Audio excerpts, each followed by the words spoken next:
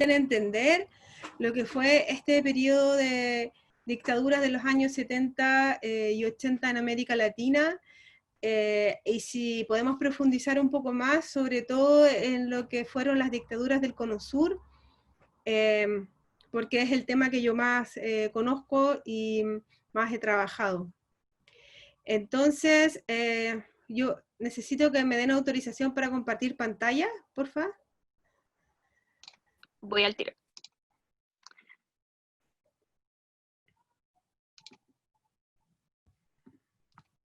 Ahí la hice de co-host.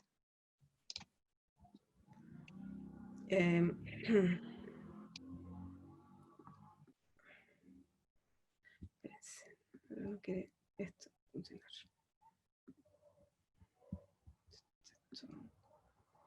Ya.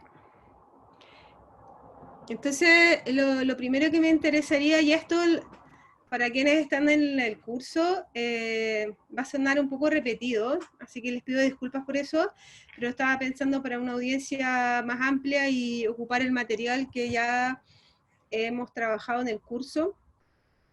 Primero, algunos elementos conceptuales que me parecen importantes para poder entender lo que fue este periodo de dictaduras, y quizás si alcanza el tiempo, revisar también su vinculación con el desarrollo y las prácticas de derechos humanos en el marco del paradigma internacional de derechos humanos.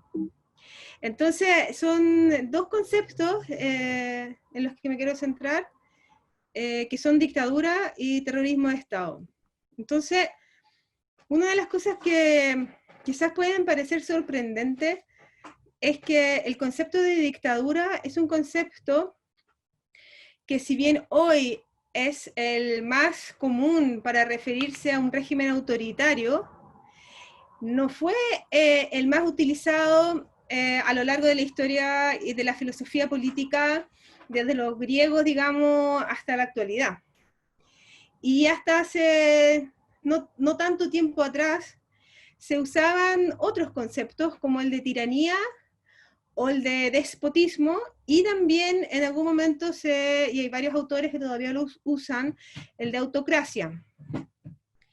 De hecho, hay un libro sobre la dictadura de Ibáñez, de Carlos Ibáñez del Campo, de 1927, escrito por un perseguido político, que se llama La tiranía en Chile. O sea, hasta hace no mucho tiempo se hablaba de la tiranía y del tirano para referirse a los dictadores. Sin embargo, fue este el concepto que triunfó, y es interesante hacer una breve revisión de esta trayectoria conceptual, porque ilumina algunos aspectos de las particularidades de este concepto de dictadura. Y en esto me baso en dos autores, Norberto Bobbio y Arato, quienes han hecho esta pregunta, ¿ya? ¿Cómo y por qué partió? Entonces, lo primero es decir que la dictadura refiere hoy día a todo lo que se entiende como un régimen autoritario, que son sistemas políticos con un pluralismo político limitado, no son responsables en el sentido de responder a un mandato popular, no necesariamente tienen una ideología elaborada o directriz, son carentes de una movilización política intensa o extensa, salvo en algunos momentos, quizás, y en los que hay un líder o un grupo pequeño que ejerce el poder dentro de límites formalmente mal definidos, aunque predecibles, ¿ya? Están en un punto intermedio entre las democracias y, por otro lado, regímenes de autoritarismo más extremo, como son los totalitarismos, ¿ya? Entonces, como dice Norberto Bobbio, el uso del término dictadura para referirse a todos estos regímenes no democráticos se generalizó recién después de la Primera Guerra Mundial, en un momento en que el concepto aún no necesariamente tenía la connotación negativa que tiene hoy día, por la herencia del concepto de dictadura del proletariado que proponían quienes lideraron la Revolución Rusa. Entonces, originalmente para los pensadores de la filosofía política refiere a la antigüedad. Democracia tenía un significado elogioso, o sea, democracia tiene un significado elogioso y dictadura también, pero pasó a tener este significado negativo recién en el último siglo, ¿ya? Como decía, los términos que tenían connotación negativa, más bien eran tiranía y despotismo, ¿ya? El concepto de dictadura proviene de la Roma clásica, con esta connotación positiva, como voy a explicar ahora, y algo que estaba previsto en la legislación, como un mandato que podía tener una persona en un periodo extraordinario, donde se le daban poderes extraordinarios a un dictador para poder enfrentar ya sea una guerra o una situación de revuelta a la que había que reprimir. Es decir, se le entregaban poderes extraordinarios a una persona para que pudiera llevar adelante la resolución de un conflicto, ya sea de guerra o interno, ¿ya? En esa época, el concepto y este tipo de periodo político tenía carácter temporal, un tiempo muy limitado y de corta duración.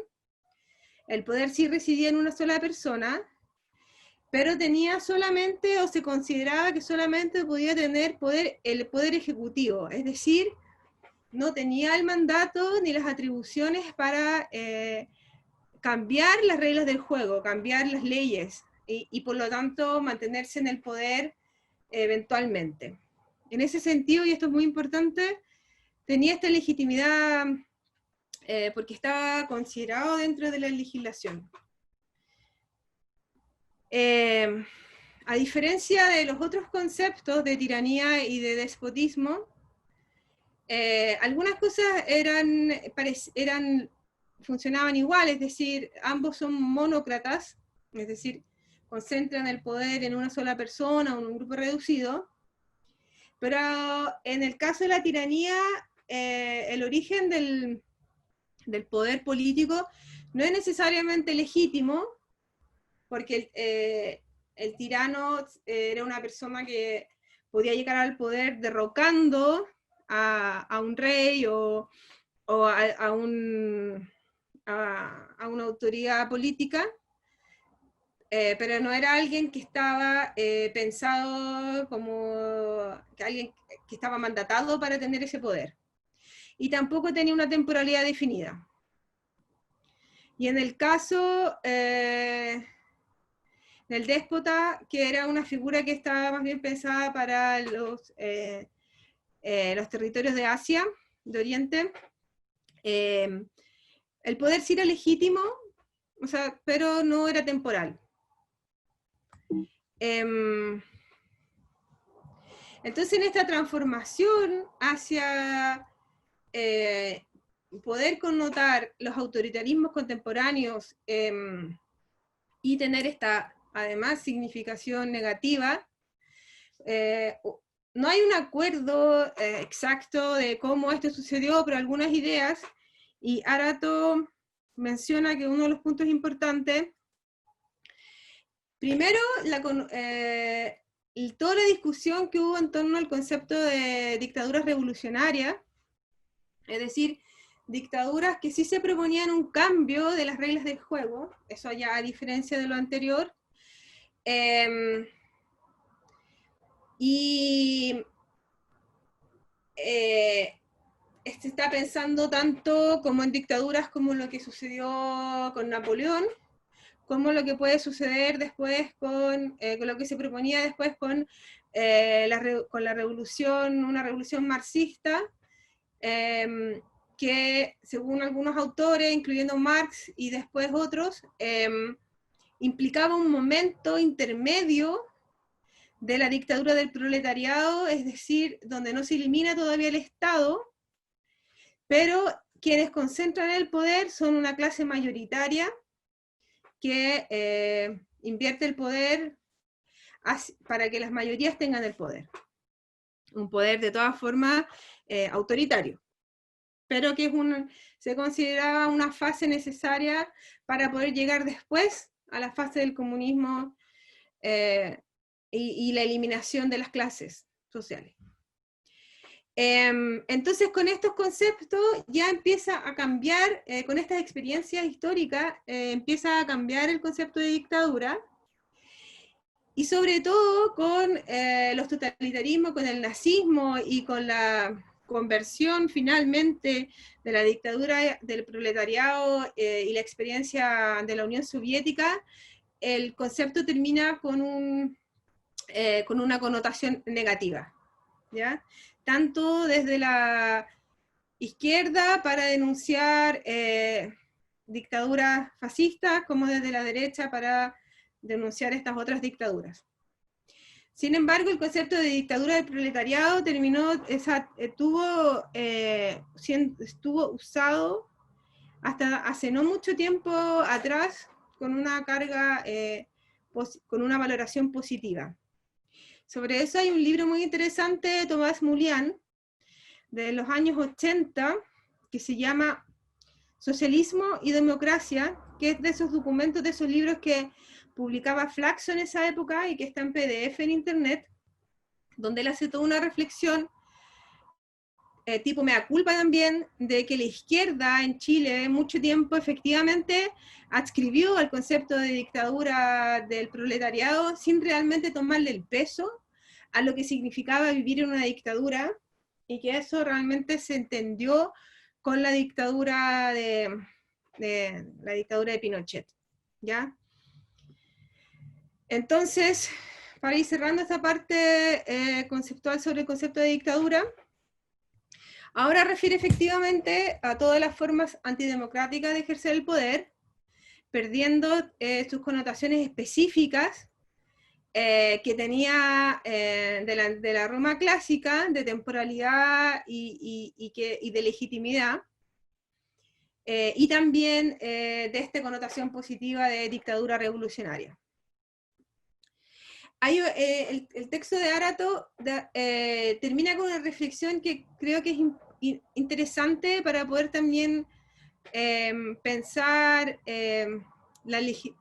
como las justificaciones que pueden tener estos regímenes, y es que a pesar de que pierde ese vínculo que tenía el concepto con la dictadura revolucionaria y con la idea de un mandato, de todas formas, las dictaduras actuales, muchas, conllevan un discurso que sí intenta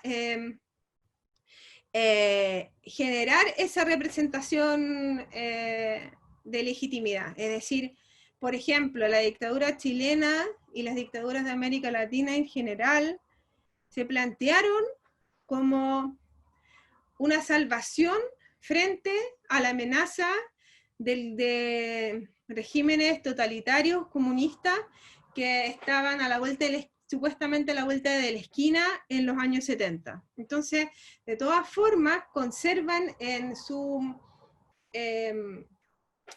construcción narrativa de justificación esta idea de que ahora se instala un poder que va a restituir un orden, que va a volver al orden y que va a cambiar las reglas del juego, pero para bien, ¿ya? Y creo que eso si bien no es cierto en términos de lo que realmente sucede, porque son regímenes autoritarios altamente represivos, sí interesante esa como construcción simbólica, retórica de legitimidad que estas dictaduras traen y que y que se vinculan todavía con esas tradiciones anteriores. El otro concepto que me parecía interesante revisar para poder entender el periodo de dictaduras de los años 70 y 80 en América Latina es el concepto de terrorismo de Estado, ¿ya? El concepto de terrorismo de Estado, yo todavía no llego todavía a saber cuándo se empezó a usar para lo que se usa ahora, que es nombrar todas las prácticas de control político a través del terror por parte de un Estado. ¿Cuándo se empezó a usar para nombrar las dictaduras o las prácticas represivas en América Latina? Pero ya desde muy al inicio de la dictadura chilena se usaba la palabra años del terror, el terror. Muchos refieren también al periodo de la Revolución Francesa del terror. O sea, el concepto de que se puede gobernar a través del terror ha tenido su historia, pero en algún momento se empezó a usar cada vez más, y hoy día es casi de uso común, hablar de terrorismo de Estado para referirse a la particular forma represiva que tuvieron las dictaduras de América Latina. Lo interesante del concepto es que es un concepto que permite hablar de una práctica del Estado que puede ocurrir estando o no en dictadura, como ocurrió en Argentina y en algunas otras partes de América Latina, y que además le incorpora un elemento político al concepto de violaciones a los derechos humanos y al concepto de crimen de lesa humanidad, ¿ya? De todas formas, no hay consenso en la literatura con respecto a si está bien empleado el término terrorismo para referirse a acciones que comete el Estado, ¿ya?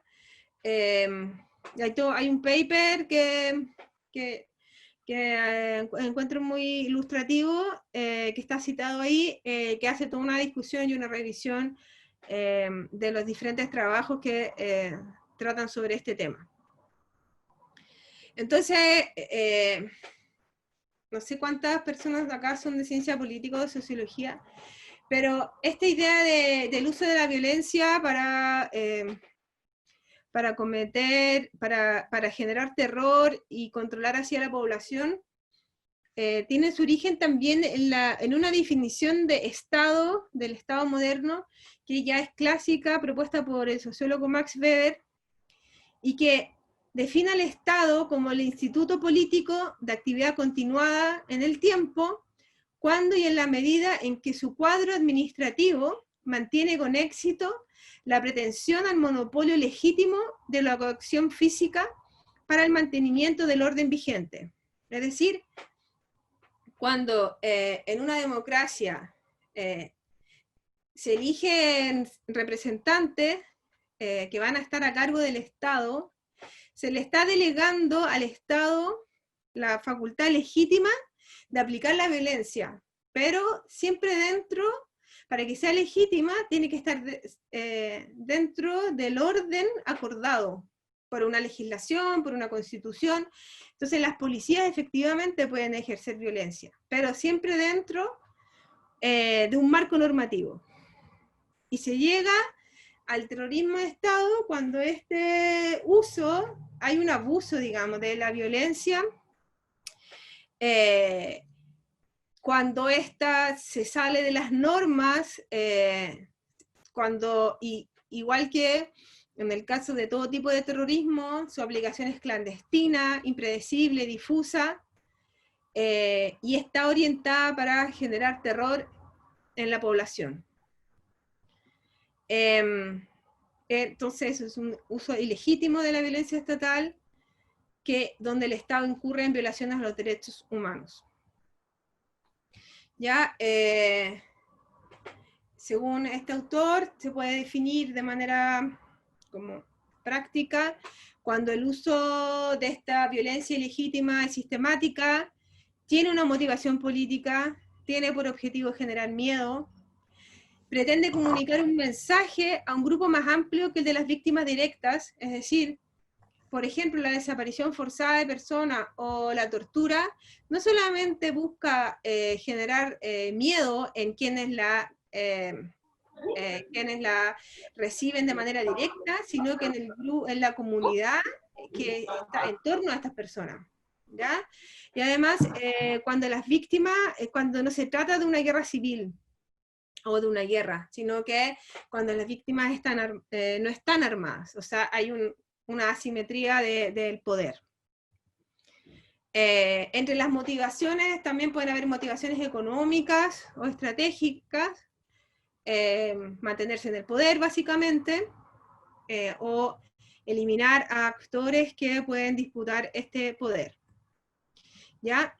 Ya entrando más en el detalle de cómo se justificaba o cómo se entiende la aplicación de estas prácticas de terrorismo de Estado, violación a los derechos humanos en las dictaduras de América Latina, es importante un concepto que también es bastante usado, pero en torno al cual por lo menos yo no he encontrado estudios definitivos, sino más bien hay muchos estudios sobre militares, sobre Fuerzas Armadas en la región, pero como las Fuerzas Armadas son un cuerpo más bien hermético y difícil de estudiar, generalmente los estudios que hay son en base a información indirecta o archivos desclasificados, o ese tipo de información. Entonces el concepto de doctrina de seguridad nacional refiere a un enfoque para entender la función de las Fuerzas Armadas en el territorio, en que se incorpora la idea de que la defensa de la patria, la defensa del orden, la defensa del país que se les ha encargado a las Fuerzas Armadas, implica también defenderse de un enemigo interno.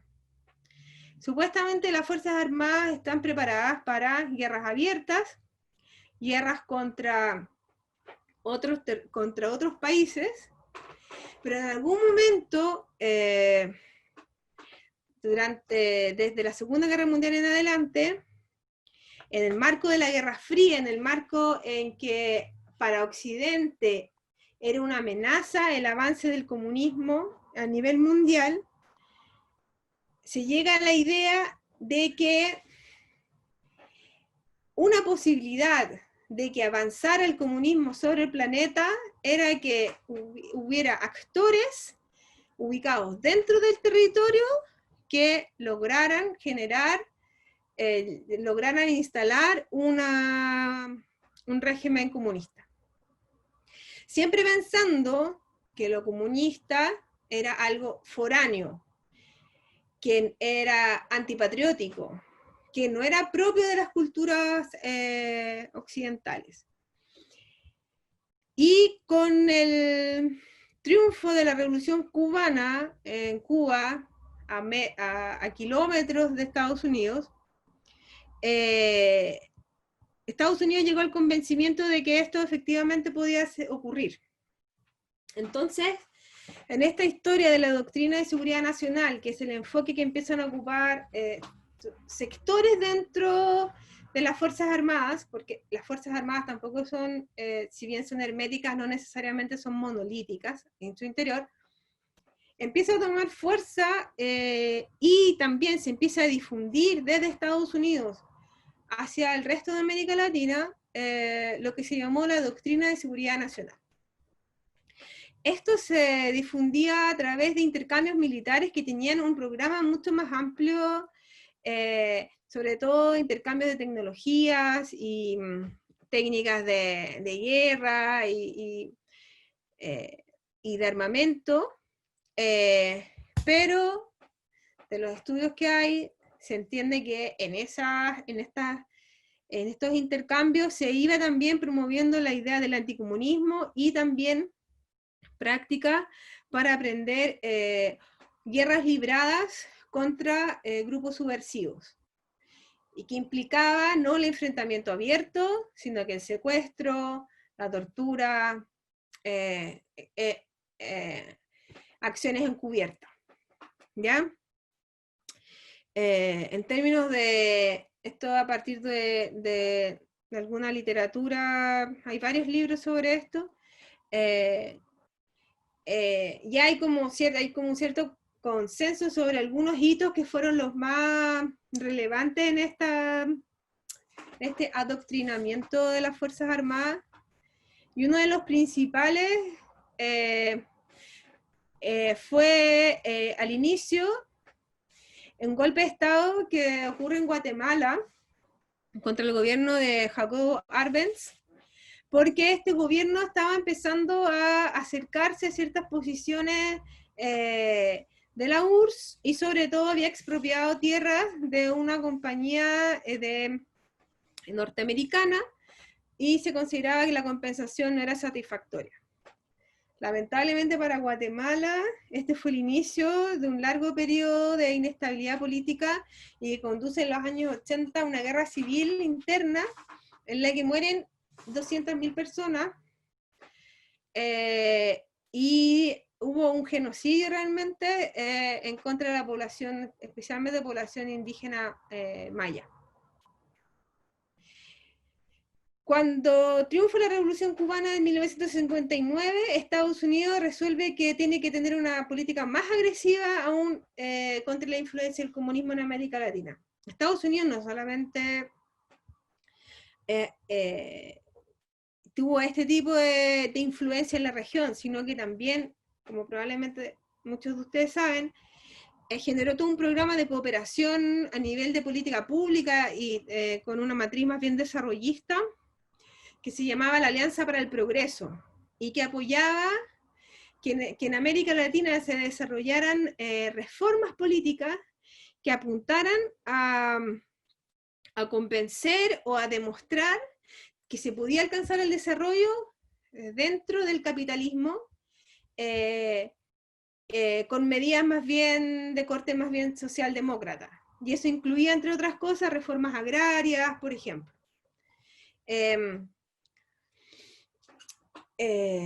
Bueno, en el término de algunas cifras, hay un cierto consenso en que se entrenó aproximadamente a 70.000 soldados de la región en estas escuelas. La principal estuvo en Panamá, en la parte que controla Estados Unidos, que se llamaba la Escuela de las Américas. Como dije, se enseñaba, o sea, se promovía esta idea del enemigo interno, de la amenaza comunista, y se enseñaban algunos métodos de subversión, o sea, métodos antisubversivos.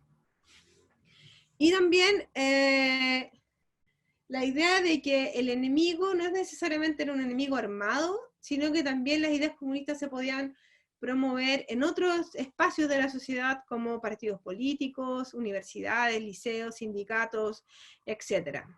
¿Ya? Y bueno, y los métodos de la contrainsurgencia incluían estas prácticas de terrorismo de Estado. Un texto que se llama La Escuela de las Américas, de Hill, da los siguientes datos: que entre el año 70 y el año 79, la Escuela de las Américas recibió entre 11.000 y 18.000 estudiantes de cada uno de estos países, de Bolivia, de Chile, de Colombia, de Honduras, y entre otros, por ejemplo, fue estudiante Hugo Banzer, el dictador de Bolivia. Y entre el año 70 y el año 75, según este estudio, la mayoría de los estudiantes soldados fueron chilenos. Eso. Entonces, con estas tres como revisiones más conceptuales, solamente dar como una una panorámica un poco más general sobre lo que fueron estas dictaduras. Este es un cuadro que creó Cat Collins, que me parece muy ilustrativo, tiene mucha información. Y entonces acá se da cuenta de, de varias cosas. Una, primero, que la práctica de violación de los derechos humanos y de terrorismo de Estado se aplicó en diferentes países con dictadura o con regímenes donde en verdad lo que había era un conflicto armado interno, como fue en El Salvador, en Guatemala, en Perú, en Colombia, y en diferentes periodos. Si ustedes miran el cuadro, en la parte de la primera columna da cuenta de las muertes y detenidos desaparecidos, y rápidamente llama la atención que en todos aquellos países donde hubo conflicto armado interno, las cifras de muertos son altísimas, 10 veces más. Guatemala liderando con 200.000, pero por ejemplo Perú tuvo 70.000 muertos, entre los, y según el informe de la Comisión de Verdad que tuvieron, la mitad en la práctica fueron cometidos por los grupos guerrilleros Sendero Luminoso y Tupac Amaru.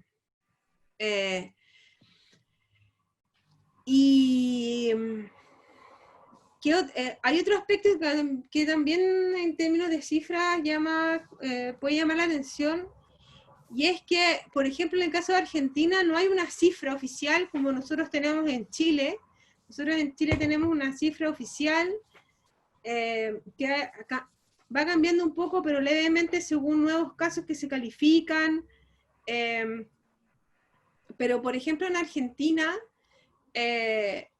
la Comisión de Verdad, la primera cifra que da es de 8.900, 9.000 muertos y detenidos desaparecidos.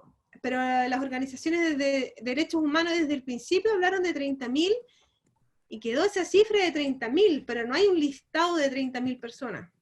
¿Ya?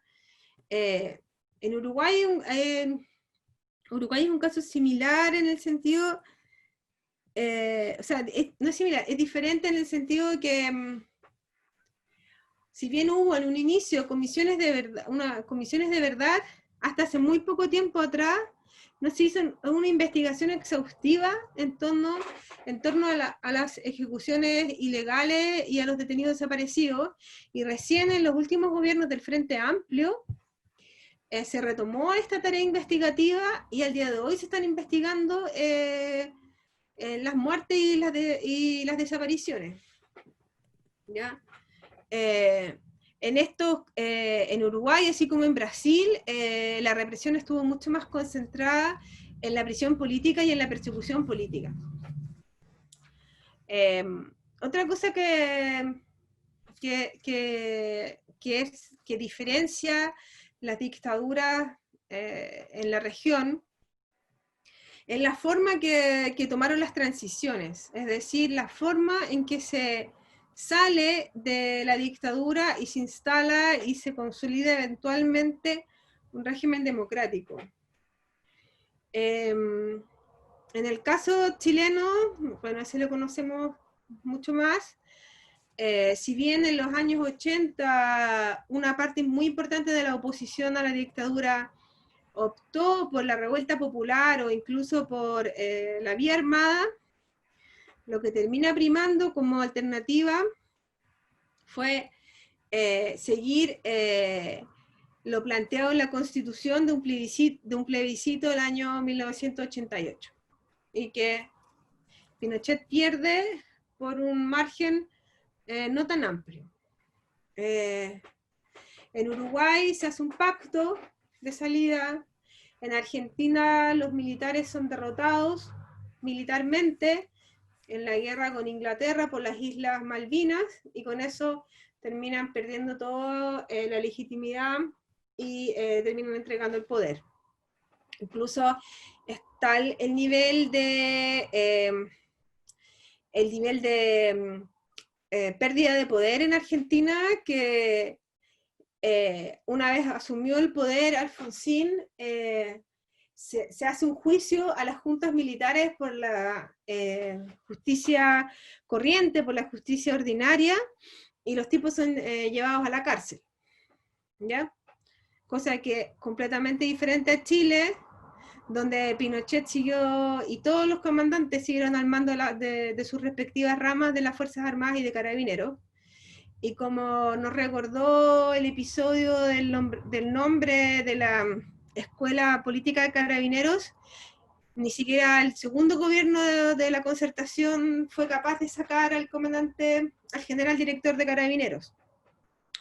Entonces, hubo también mucha diferencia en cómo se dieron las transiciones, y claramente dependía y depende de las correlaciones de poder que tienen quienes detentaron el poder durante la dictadura y quienes lo detentan desde la oposición y después futuros gobiernos democráticos. Y un último aspecto que me gustaría destacar es que las fórmulas de la transición no fueron definitivas. ¿Qué quiero decir con esto? Con que, si bien, por ejemplo, en los años 90 en Chile se había logrado poco desde el punto de vista de los juicios, se había avanzado en verdad con las comisiones de verdad, pero en términos de justicia prácticamente no se había avanzado. Pinochet siguió al mando del ejército hasta el año 98. Esa historia de un vuelco enorme, a causa de una serie de circunstancias, algunas fortuitas, otras menos fortuitas, pero la detención de Pinochet en Londres, un cambio generacional en el Poder Judicial, y algunos, bueno, y la acción permanente de las organizaciones de derechos humanos implicaron que al día de hoy Chile sea uno de los países con más juicios a violadores de derechos humanos que hay en el mundo. En Argentina pasó un poco a la inversa. Finalmente los militares condenados son indultados unos pocos años después, y se crean unas leyes, la ley de punto final y de obediencia debida, que impiden seguir investigando, y esto recién vuelve a revertirse con el gobierno de Néstor Kirchner, de los 2000 en adelante, 2003 me parece, donde se anulan estas leyes y se vuelve a enjuiciar a militares, y ya no solamente a los rangos altos, sino que también a los rangos intermedios. Y así también en Uruguay, que en un principio de la transición se estableció una amnistía para los militares, después con los gobiernos del Frente Amplio y más adelante se logra condenar, en el caso de Uruguay, al presidente que gobernó con la junta militar Bordaberry. Entonces, quizás más que hablar de la transición, o sea, hay todo un debate si se puede hablar de post-transición, dónde termina la transición, porque es un proceso muy dinámico, y las correlaciones de fuerza van cambiando, y eso también implica que los límites de las leyes de amnistía, por ejemplo, van cambiando, los límites de la justicia ordinaria van cambiando, las posibilidades de avanzar con medidas extrajudiciales como comisiones de verdad también va cambiando, etc. Entonces, bueno, voy a dejar mi exposición hasta acá, y ahora, si quieren, pasamos a preguntas, o si quieren que profundice en algún aspecto en particular. Aquí ya tenemos una pregunta de Carolina Marín, que está sin micrófono. Dice, hola, ¿es posible establecer una relación directa entre el golpe de Estado a Guatemala, a Arbenz, y la radicalización de los movimientos antiimperialistas en Sudamérica, sobre todo lo ocurrido con las protestas en Chile de ese año y qué fueron consideradas las más violentas de la región.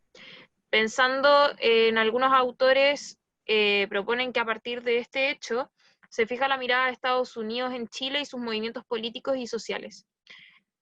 La pregunta va en línea del origen e inicio de las dictaduras de Latinoamérica y la forma en que se van desarrollando las intervenciones o influencias extranjeras en los países democráticos.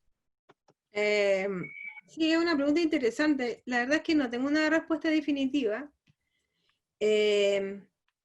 porque de alguna forma Chile siempre se sintió un país diferente de la región. Incluso miraba como a los argentinos como, o sea, un país vecino, como un país completamente diferente, que siempre tenía dictadores militares, golpes de Estado. Entonces, de alguna forma Chile se sintió un poco inmune. A nivel de la izquierda, que entiendo que la pregunta apunta más a eso, yo pienso que sí, pero siempre de lo que yo he leído es sobre todo el triunfo de la Revolución Cubana, la que alienta la creación de grupos políticos que empiezan a pensar en la vía armada, en la vía revolucionaria para poder instalar un gobierno socialista.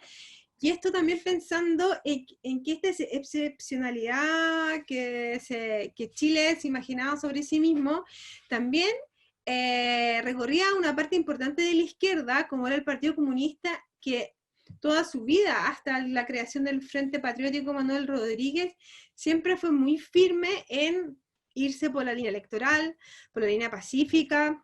Entonces, estos grupos de izquierda que empiezan a surgir con un proyecto diferente, claro, se inspiran en en estas otras experiencias, pero siempre como en el margen de la izquierda. Pero no, sobre el caso, hay una autora griega que se llama, de apellido Palieraki, que ha estudiado bastante el MIR, y que quizás ahí hay algunas pistas, María Eugenia creo que se llama, sobre este tipo de influencia, de Guatemala en particular. Perfecto. Ahí está Javiera Fuentes levantando la mano. Javiera, si quieres hacer la pregunta. Ay, sí. ¿Me escuchan o no? Sí, perfecto. Ya. Que, mire, hola, yo estoy estudiando periodismo y mi duda es, ¿cuál cree usted como que fue la importancia de los medios de comunicación en las dictaduras? Tanto a favor o en contra.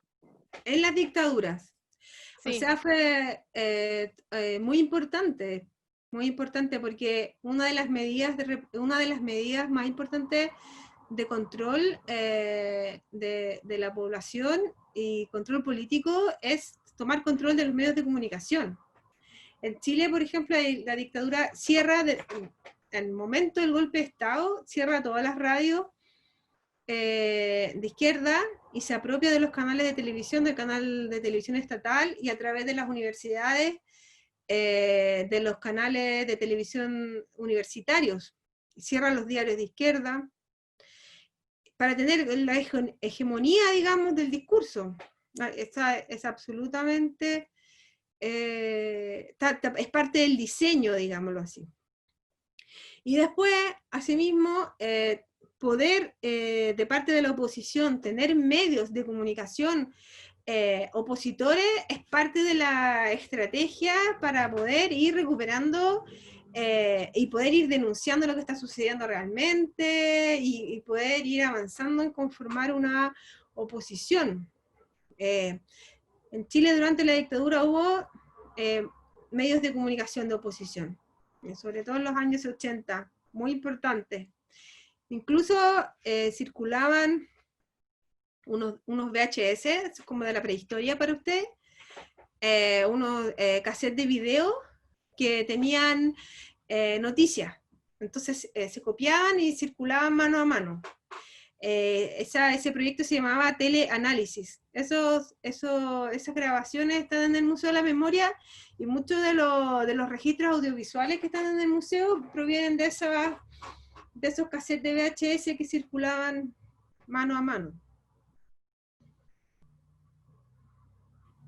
Sí, de hecho, en lo que dice usted, profe, de teleanálisis, también salía mucho en la serie Los 80. Ahí como que hacían como una especie de crossover, como uno de los chicos se termina dedicando al periodismo y es súper, súper importante. Al final es como de los mayores registros que queda de esa época. Ahora tenemos una pregunta de Gonzalo Sánchez, que no sabía cómo levantar la mano. Gonzalo, si puedes hacerla. Sí, perdón, me pilló la tecnología. No te preocupes. Ya. Bueno, primero saludo a todos, todas y todes desde Concepción. Y mi pregunta va relacionada con lo que mencionó la expositora con respecto a que Chile es uno de los países con más juicios a los violadores a los derechos humanos en el mundo. Frente a eso, quería preguntar por qué aún así existe esta sensación de impunidad tan fuerte en la sociedad, a pesar de que Chile tiene, como ya lo mencionaste, una de las más grandes cantidades de juicios a estos violadores a los derechos fundamentales de las personas. ¿Por qué se sigue tan, o por qué sigue tan latente esa sensación de impunidad en la sociedad? Yo creo que obedece como a dos cosas, básicamente. O tres. Una, a que las condenas son muy bajas y por mucho tiempo los jueces inventaron una cosa que se llama la media prescripción. O sea, no es que prescriba el crimen, pero como que prescribe a medias. Entonces, las medidas, muchas de estas personas condenadas no cumplen penas de cárcel, o las cumplen en estas cárceles especiales, o en recintos de carabineros, o en recintos militares, o en sus casas. Entonces, efectivamente, a nivel como de castigo es muy bajo y completamente no proporcional a lo que al daño ocasionado. Esto salvo la cúpula de la DINA, que tiene unas condenas, no sé, Miguel Krasnov, 100 años, de ese orden. Pero de todas formas ellos están en estas cárceles especiales como Punta Peuco, donde tienen unas condiciones carcelarias de lujo. Entonces, claro, no son cualquier preso.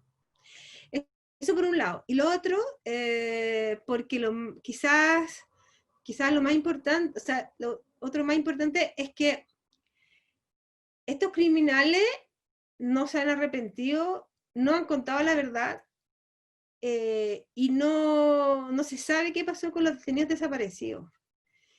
Y es difícil hablar de justicia en un término más amplio, si es que esa verdad de qué pasó con ellos, cómo fueron asesinados, cuál fue su destino, la trayectoria de la desaparición, si eso no se sabe, va a ser difícil que se vaya esa sensación de impunidad. Y en tercer lugar, algo que no es menor y que esto no es tan conocido, porque estos juicios se rigen casi su gran mayoría por el sistema penal anterior, donde no hay estas sesiones orales abiertas.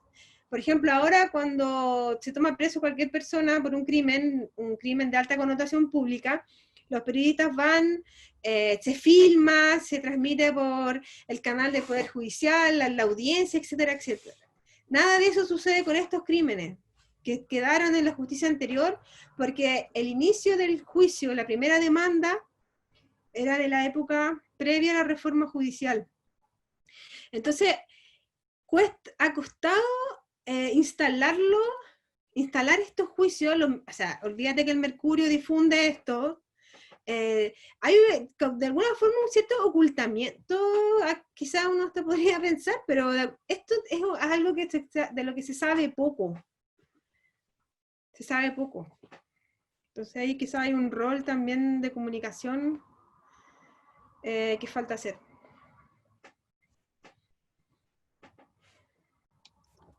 Ahora va la pregunta de Sebastián Arancibia, de la manito levantada.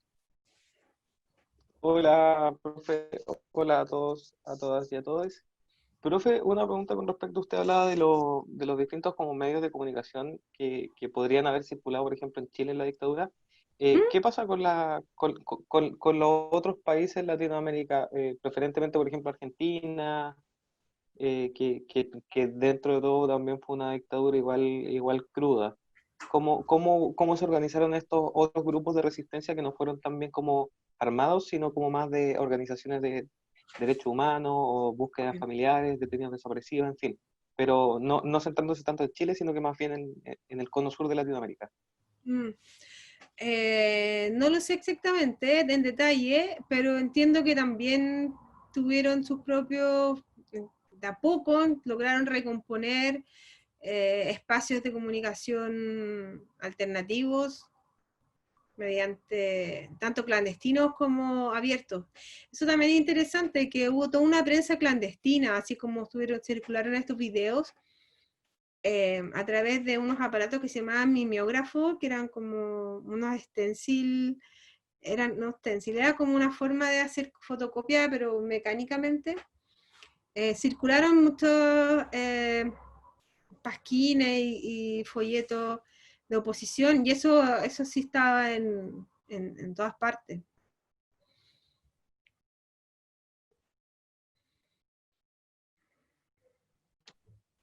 Ahora va la pregunta de Diego Rojas. Hola, hola, ¿qué tal?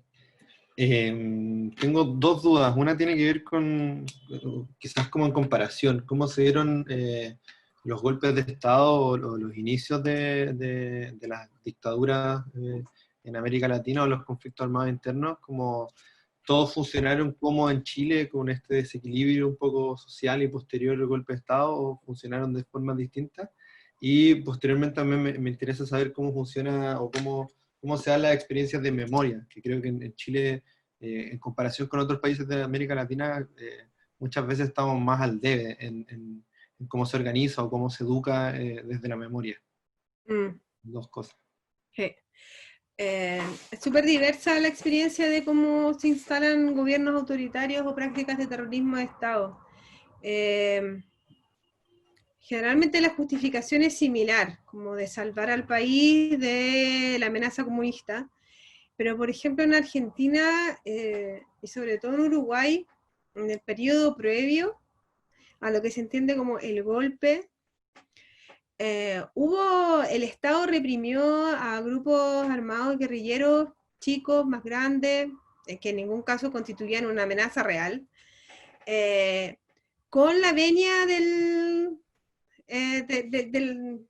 orden político democrático. Y ahí no hay un golpe militar así como espectacular, como el que hubo espectacular desde el punto de vista del espectáculo, como el que hubo en Chile con bombardeo y todo. Por ejemplo, en Argentina, uno de los golpes de Estado importantes contra Perón, no me acuerdo si 54 o el 56, es con un bombardeo, pero no el del 76. Y en Uruguay, el 73, el presidente, finalmente, Bordaberry, que había sido electo democráticamente, cierra el Congreso y instala la Junta Militar como poder legislativo. Entonces, es bien diferente las experiencias. Y con respecto a la memoria, creo que también hay una cierta injusticia con respecto a lo que pasa en Chile, porque Chile, si bien desde nuestra perspectiva el Estado podría hacer más, es un país que desde la sociedad civil ha logrado avanzar en términos de memoria más que otros países, incluso a nivel de Estado. Comparándolo derechamente con Uruguay, que es un país que todos consideramos más democrático que el de nosotros, desde el punto de vista, por ejemplo, que tiene la posibilidad de hacer referéndum juntando firmas, o ese tipo de prácticas que acá no existen. Pero en términos de memoria, Uruguay está recién hace unos pocos años incorporando conmemoraciones, sitios de memoria, recuperación de ex centros de detención. Si uno piensa que las comisiones de verdad de alguna forma son políticas de memoria, lo mismo. O sea, Chile también fue muy pionero, muy desde recién llegado Elwin al poder, instala una comisión para establecer la verdad sobre las desapariciones y las muertes.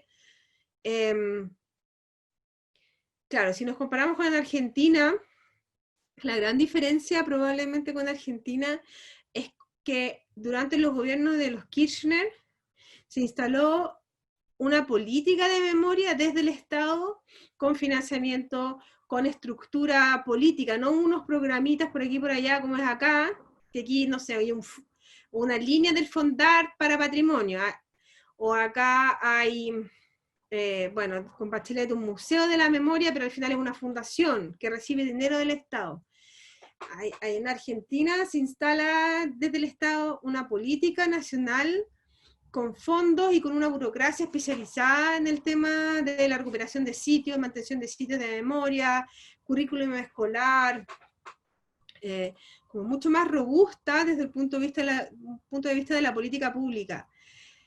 Pero eso no significa que estemos como en el último lugar. No, estamos en un lugar, yo diría que intermedio, donde más bien la política de memoria opera igual como todas las políticas focalizadas que es como el modelo que hay en Chile de política pública, contra la demanda. Es decir, si hay un grupo suficientemente organizado y fuerte que exige, pide, el Estado responde y le da.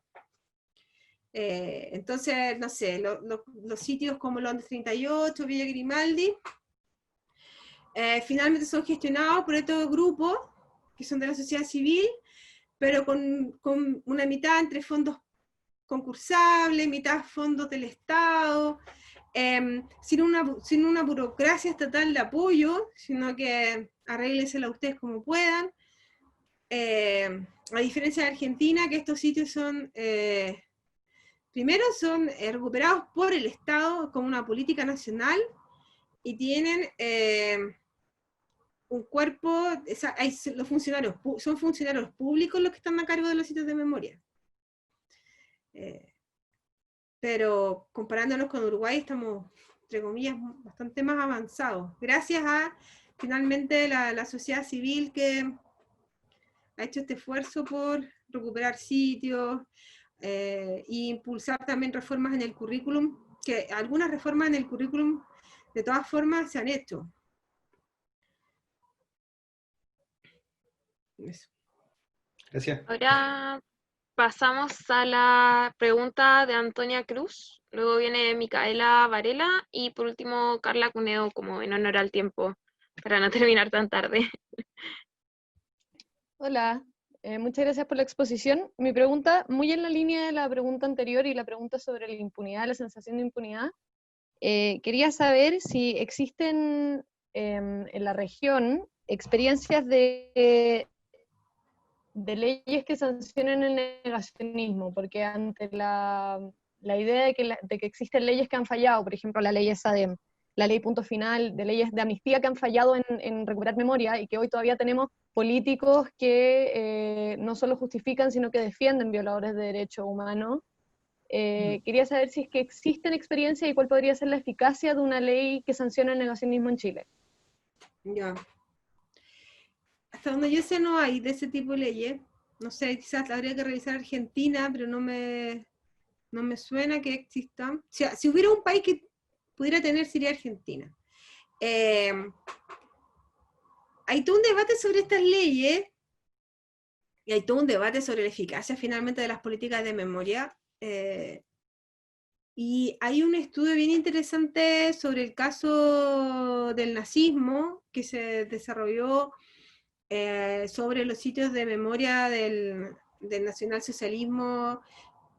Pensemos en Buchenwald, Auschwitz, todos estos lugares dedicados a la memoria de las víctimas del nazismo, preguntándose qué tan eficaces son finalmente para promover una cultura de derechos humanos en las generaciones siguientes.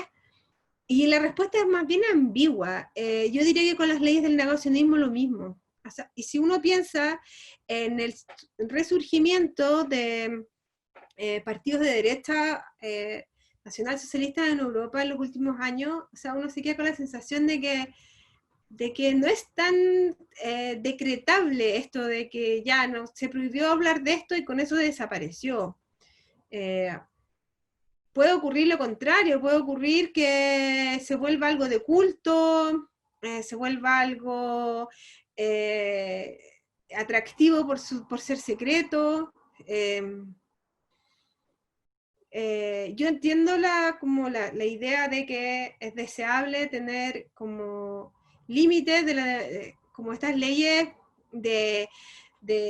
¿cómo se llaman los crímenes de odio? Yo creo que eso sí es necesario, o sea, sancionar ciertas formas de referirse al otro que finalmente se basan en la idea de eliminar al otro. Pero llegar tan lejos como decir que está prohibido escribir una suástica o nombrar a Pinochet, yo no sé realmente si ese efecto sería positivo desde el punto de vista de fortalecer una memoria democrática o no.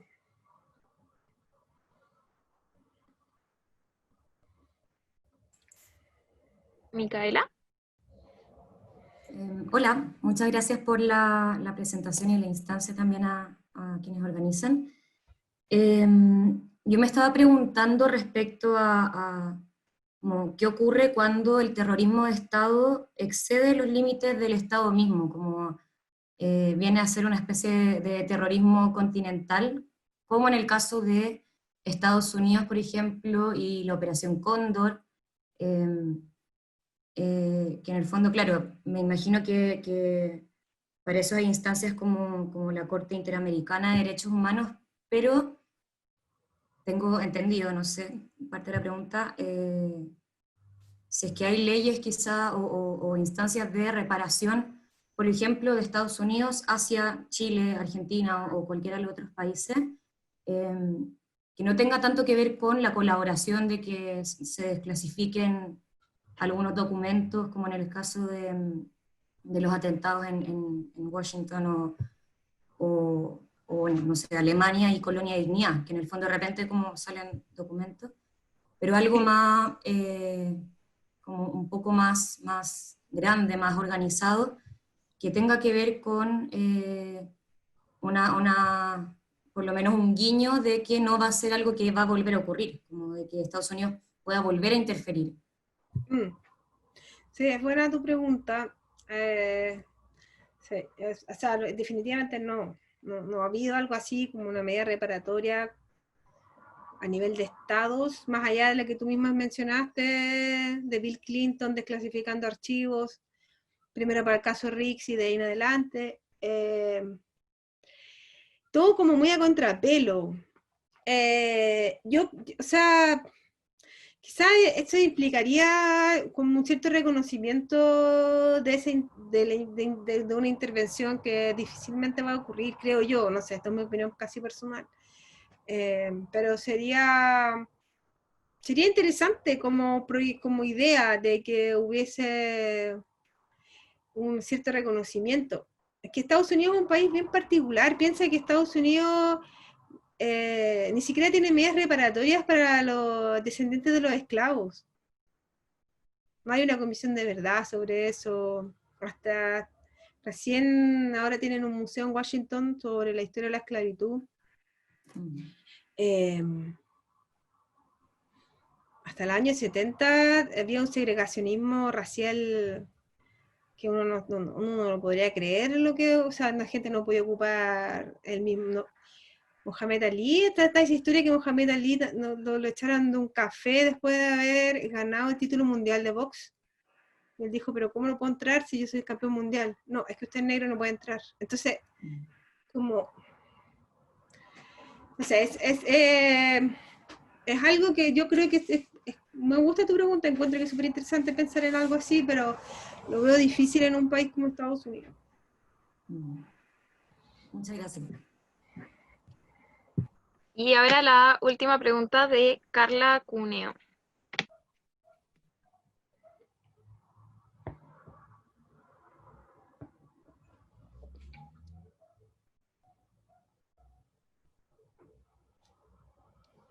Carla, ¿estás fuera ahí?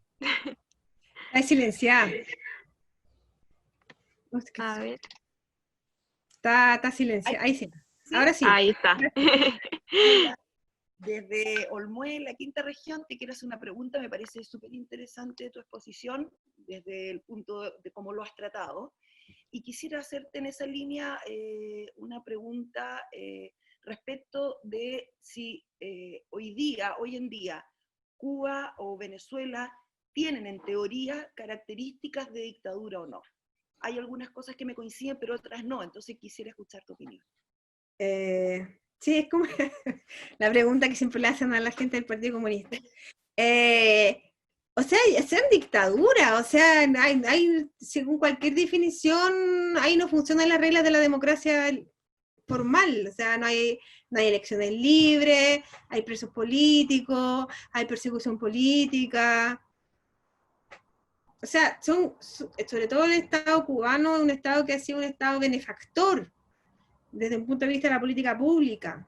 Es un Estado socialista, uno se podría preguntar si la gente es feliz o no es feliz, etc. Pero desde un punto de vista formal, claramente no es una democracia, o sea, no sé, o sea, es como que no funcionan las reglas democráticas para la elección de los representantes que ocupan lugares de representación en el Estado.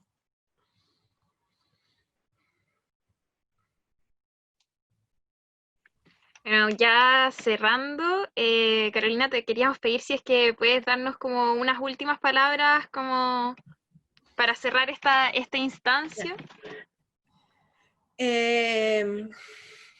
No había pensado en últimas palabras, pero les agradezco la atención y les agradezco las preguntas y el interés en estos temas. Y sí, estamos en Chile en un momento tan particular que yo creo que realmente como que tenemos una oportunidad, y sobre todo las generaciones, digamos, jóvenes, de volver a repensar el país. Y creo que eso hay que tomarlo, o sea, esta es una ocasión única en la historia de la República Chilena, me refiero a la posibilidad del plebiscito y de elegir una nueva constitución, una constituyente para que elabore una nueva constitución. O sea, estamos viviendo un momento histórico que va a quedar en los libros de historia y seamos parte de ese proceso. Muchas gracias, profe. En verdad, de parte del todo el colectivo, les queremos agradecer el que haya aceptado a ser parte de esta instancia. También les queremos agradecer a todos los que se han inscrito, a los que han venido también de oyentes. Por si acaso, para los que estaban preguntando, la asistencia se pasó. Y nada, les invitamos a difundir las actividades que van a salir desde el colectivo de memoria. Les queremos invitar a las distintas actividades que vamos a tener durante la Semana de la Memoria, que va a empezar desde el lunes de esta semana que viene hasta más o menos el 14-15 de septiembre. Y les dejamos invitados también a la próxima sesión, que será el jueves 10 a las 7 de la tarde, de el rol de la UC en dictadura con la Premio Nacional de Periodismo Mónica González, para que no se la pierdan. Para los que no están inscritos, nosotros vamos a subir una historia, igual que hoy día, a nuestras redes sociales, para que nos hablen ahí para pedir el link, y vamos a ir mandándolo por orden de llegada y dependiendo de los cupos. Así que eso, que estén muy muy bien y gracias por asistir. Chao. Chao, gracias. Gracias, profe. Chao, muchas gracias. Chao, gracias. Chao, gracias. Muchas gracias. Chao, gracias. Chao, gracias. Chao, gracias. Chao, gracias.